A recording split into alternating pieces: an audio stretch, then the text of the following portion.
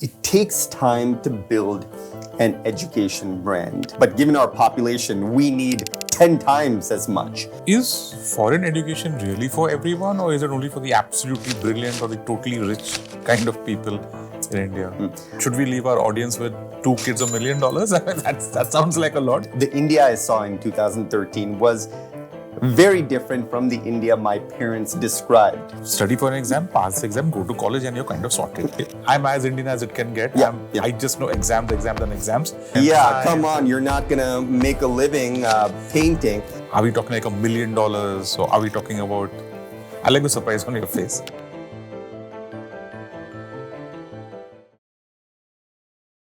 Hello everyone and welcome to Mind Your Karza with One Finance, a show where we help you understand and improve your relationship with debt products like loans, credit cards and much more. I'm your host Anupam Gupta, and on today's episode we're talking about education loans. Our guest Rahul Subramaniam, manager and co-founder at Athena Education. Rahul, welcome to the show. Thank you so much for doing this for us. Thank you, Anupam. Looking forward.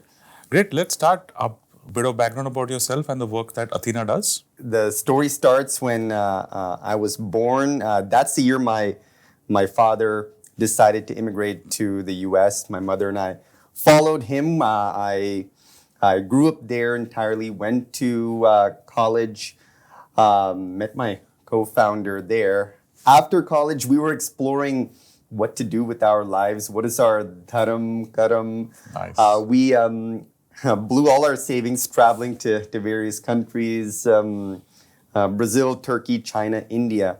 And this was in 2013. And the India I saw in 2013 was very different from the India my parents described, what they remembered from 1990 before reform and opening, and what I'd seen coming back occasionally during the summers. So the atmosphere was electric. Especially in Gurgaon, where I'd gone, Mumbai as well. And I don't know what led me to do this, but I went back to California, Silicon Valley, and told my parents I'm moving to India. Wow. And they said, you're crazy. Mm-hmm. Please don't do this. We sacrificed everything to come to the US. Indians from around the world want to come to Silicon Valley. Why not be a good boy and get an MBA? But I bit the bullet, came over here, and initially we were trying to figure out what to do. Sure. And we were like, okay, we need to pay rent and put food on the table. What's something we can do with minimal capital expenditure? We're like, okay, we've studied in the US, we can coach high school students who want to study in the US as well. So we just met them in cafes, sometimes in their homes, and started working that way while trying to figure something else out. And one of our mentors sat us down and said, what are you doing? Instead of figuring something else out, this is what you need to be focused on, because no one's doing this in a professional, process-driven, personalized manner. So we got together some savings and we opened a small not an office. We got a little duplex home. We lived on the ground floor, and the office the center was the basement, and it started growing from there. And I could not have predicted 10 years later, what we kind of started on the side to make some money would in fact be one of the hottest sectors according to VCs. So that's been the story of Athena. So let's start with that. What makes this sector hot? What's driven this push? The statistics are there for the last 10 years. The number of students from India going abroad, primarily to the US, I assume has just boomed. I believe last year we were probably the largest from one country into the US. So could you just walk our audience through what's happened, why it's happened? See, it takes time to build an education brand. And there is a huge supply-demand gap in India. We've got some phenomenal universities, but given our population, we need 10 times as much. And some people are working on that. You've got the Ashokas and the Palakshas and some other private universities. There are more IITs than there were previously. So that's starting to happen, but demand is far outstripping supply, and Indians are becoming more affluent, more globally minded, and I think that's what's driving this exodus. Although what is different from my parents' generation is a lot of them want to work there, maybe study there, work for a couple of years, and then they're like, I want to come back to India with those skills, with that exposure, and launch a startup, or even work in the social sector with the Gates Foundation or something of that sort. So many people I know, Indians, but also Indian Americans, who now see this as a viable place to build their careers and lives. Yeah. So, is foreign education really for everyone, or is it only for the absolutely brilliant or the totally rich kind of people in India? I think there are far more options than people might assume. Yeah. Of course, there are the Ivies and there are the elite institutions in the US and a few in the UK. But there's so many other phenomenal opportunities. First of all, in the US and UK, there are financial aid options, merit scholarships, although it is more difficult for international students than for Americans and British. That said, those exist.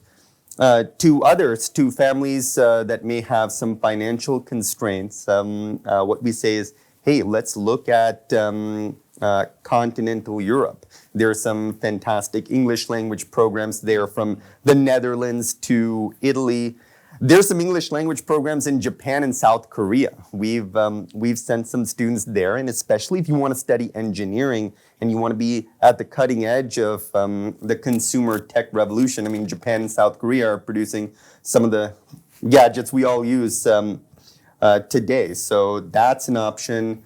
A lot of students going to Australia. If you kind of want to settle outside India, the quality of life in Australia is second to none. Singapore's got a very interesting system, and I can look up the specifics, but they say that, hey, if you stay in Singapore for a few years and help grow our economy, we'll subsidize a portion of your education. So that drives down costs a lot of options as well. US, Europe, and Far East Asia, everywhere. Yes. So one of the things that my generation and the generation prior to ours had was the college applications in India versus the college applications abroad. Okay, ours is simple. Study for an exam, pass the exam, go to college, and you're kind of sorted. First go to Kota, spend 6 years there. Okay. 6 years, okay. But here we're looking at something completely different. Of course, academics is at the core of it. But there's so much. You just help our audience understand how college applications abroad are very different from college applications in India. Got it. I think the way I would answer that question is that you look at the Ivies, you look at Harvard, Yale, Princeton. These institutions have been around for, they're older than the US itself. So they have all this data. So they look at that and say, hey, these are our alumni who have really made waves in various industries. We want to find the students who are going to do that in 20, 30, 40 years. So, of course, academic excellence is a big part of that. That shows that, hey, you can get the job done. If there's a task, you make no excuses, you figure it out. And that's highly correlated with success. But there's also leadership, there's also creativity, there's also social consciousness, all of which, according to so much research, EQ, emotional intelligence. I love looking at these two graphs. If you look at the graph of IQ versus success, there's a positive correlation up to a point, right? And they debate what that number is, 130, 140. After that, there's almost no correlation between IQ and success. But if you look at EQ and success, it keeps going. So the more you invest in your emotional intelligence, you reap so many rewards. So universities, I think, understand this. So they want to find students who have that leadership, creativity, social consciousness. And that's why they're so intent on extracurriculars, right? What have you done of excellence outside the classroom? And it can be anything. I think the mistake so many Indian families make is that they're like, oh, your senior in this school did X, Y, and Z. You should do X, Y, and Z. Or our cousin who got into Penn did A, B, and C. You should do A, B, and C. That's not how it's done. How can you demonstrate excellence? It can be athletics. It can be art. It can be entrepreneurship. It can be a social issue that is close to your heart. And that, I think, is part and parcel of our process. Of course, do well academically, but outside academics, what unique skills and sensibilities are you bringing to a campus? Because what makes a campus amazing is not just, okay, everyone's a student council president. You need the debating champions, you need the MUN champions, you need the athletes, you need the artists, you need the stand-up comedians. Yeah, of course. We've had students who were beatboxers, also studying physics. That's what makes a campus come to life. So I think students would benefit so much more by thinking from first principles. What do they care about? What are their talents, passions, aspirations? We introduce students to the whole concept of ikigai, right? Which I think is similar to the Indian notion of dharma or karma. What were you put in this universe to do? Okay. It sounds really spiritual and philosophical, but that actually leads to far better results, because the admissions officer sitting in New York or California, when they're reading applications and they see that a bacha has so much devotion to a cause, or they love this sport and they keep leveling up, or they love this art, they keep leveling up and demonstrating excellence, and investing in themselves. That's what really gets them to say, hey, this bacha is going to really contribute to our campus community. I probably want to summarize that in one tip for our audience out there, that what's a good place to start for them to figure out, the acad part is very clear. There's maths, there's science, there's all. Just study, get your marks. But if there's someone out there who wants to make a really good case for a college in the US, for the other part, like I'm going to break this pie into what I call acad and non-acad. Please. Yeah. I'm as Indian as it can get. I just know exams. So if you were to make a pie and say that, okay, college application for the US or anywhere abroad, at least, US, UK, I think broadly follow maybe the similar format. This is what is acad, which is the easy part, I would say. Get 100 out of 100, crack. More straightforward, definitely. Crack your SATs. But the other part, what's that pie look like? You said one could be extracurriculars. How much is that? One, let's just call it impact. Someone who creates an impact on society. Right? So for these two other pieces in the pie, how large are they? Got it. I think there are probably two pillars. One are your extracurricular achievements, and the other are your personal characteristics. So one might be, okay, I played tennis, and this is in fact more objective than it may seem. Okay, I played tennis. Am I on the school team? Am I playing at the state level? Am I playing at the national level? What's my standing and so on? So whether it's a sport or an art, there isn't a purely objective metric, but there is some kind of score. So that's something we're familiar with, and we advise students accordingly. This is where you are right now, and this is where you aspire to be. So one is simply on your resume, what have you achieved? But universities are also looking for those personal qualities, that leadership, that social consciousness, that capacity for teamwork, empathy. My co-founder was in Princeton this past year, and there was a talk by the dean of admissions, and he asked, what's a new parameter you're considering among the incoming class? And they said, of course, we want smart kids, but we want empathetic kids. We want kids who are looking out into the world and genuinely thinking about how they can make the world a better place. Okay. Now help us through the college application process. Like there's someone who walks into Athena and says that Right. help me throughout here. Where does it start? How does the process usually work? Step one is to help students, their parents, and the entire counseling team understand what makes a scholar tick. You know, Okay. what are their talents, passions, aspirations? Psychometrics help us do that. We have some very creative assignments, journaling assignments, questions we've refined over the years that really help us understand what a student does of their own will, not because their parents or aunts or uncles are forcing them. And then at the same time, I think what we're really good at is we also don't dismiss the parents' concern. So, for example, if a student loves art and they're like, I want to paint all the time, and the parents are like, you know, Engineering and yeah, science come on, you're not gonna make a living painting. So what we'll say is, okay, let's have this student take a course on animation, Yeah. UI UX design, right? Graphic design, which is going. Oh, how do you design for the metaverse, right? For virtual reality. Now that's going to be a huge field. Sure. It's future proof. You can make a lot of money. At the same time, the student sees their talent and passion. So step number one is to identify a strategy that everyone can get behind.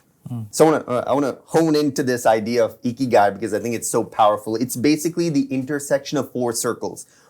What are you good at? What do you love?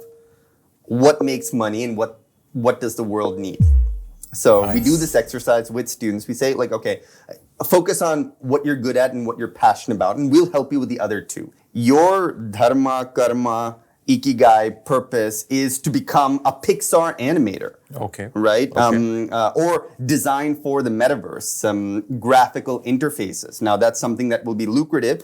Let's start moving in that direction. Let's do courses. Let's do internships. Let's do summer programs. Let's build your own portfolio. Work with our team toward that. Let's apply for some of the best animation programs around the world, and let's build toward that future. So this illustrates how we work, right? It can't be a copy paste template. Oh, this worked with someone else. Okay, Sure. do the same thing. You really need to understand a scholar from ground up and craft a strategy, craft a life and professional strategy, and then work backward to, okay, what kind of program would be optimal for that? And then what do they do in high school to maximize their chances of getting into that program? So, Indian parents are competitive, very competitive. You Oh, know yes, that I know. I'm sure. So, in my time, if you want to give the IIT, you just study in the 12th and you give it. Now, of course, you have to prepare it probably in play school. In ninth, yeah. Oh, you're Play going with school, ninth? I don't know. I know enough parents who, and Play it's school quota. That's a business opportunity. sometimes I think people meet their partners thinking that much in advance. Let's not go there. But what's a good place to start? I mean, let's make this more specific to our audience. At what grade should they start thinking seriously about building this? It's a process. Going by whatever you said, Yeah. this takes time. Okay, so I want to measure it on two counts: when and how much. Okay, first is the when part. When is a good time to start planning for your kids' education abroad? Yeah, there's a computer science process called explore and exploit, right? So you diversify, and then if something is working, you direct your energy toward that. So I think that's what parents should do, like through elementary school and maybe middle school, as much exposure as possible, and stay open, see what your child gravitates toward. There are some things that they should do regardless, like math and reading, but beyond that, I would adopt an experimental approach.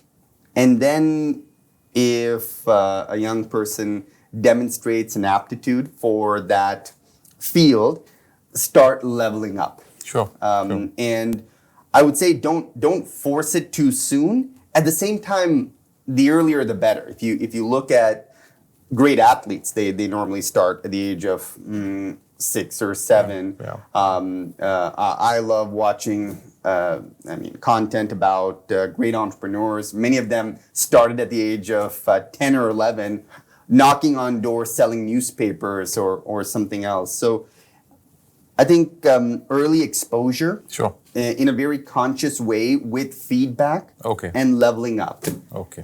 And ideally by 9th grade or so, having a little more clarity, and then So then you've got focusing on excellence. Yeah, You've got 3 to 4 years to build up to the actual application process. correct. 9, correct. 10, 11, 12, right? Yes. Okay. Yes. How much? I want you to just give an indicative range. Obviously, every college is different. Every country is different. But, for someone who doesn't know this at all, are we talking like $1 million? Or are we talking about... I like the surprise on your face.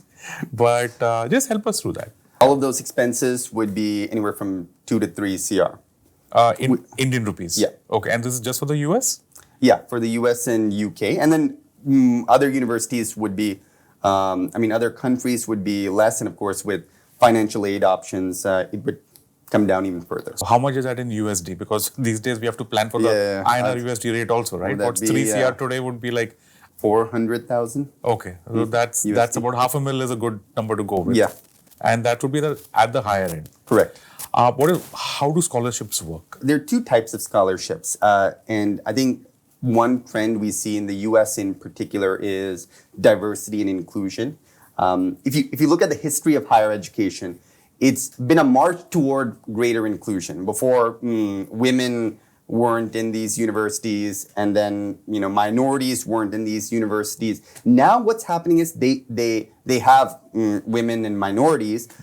They want more, but they also want people from different backgrounds. So 10 years ago or 15 years ago, you saw all Indian admits coming from the same 5 schools virtually. Now you have such a great diversity. We have so many students from Jaipur and Lucknow and Vijayawada.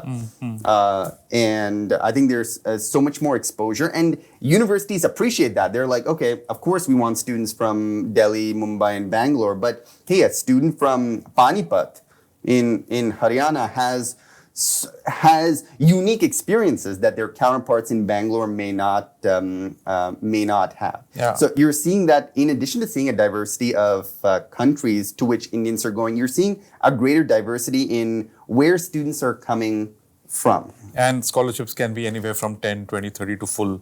They want students with diverse backgrounds. So often they are willing to give need-based financial aid.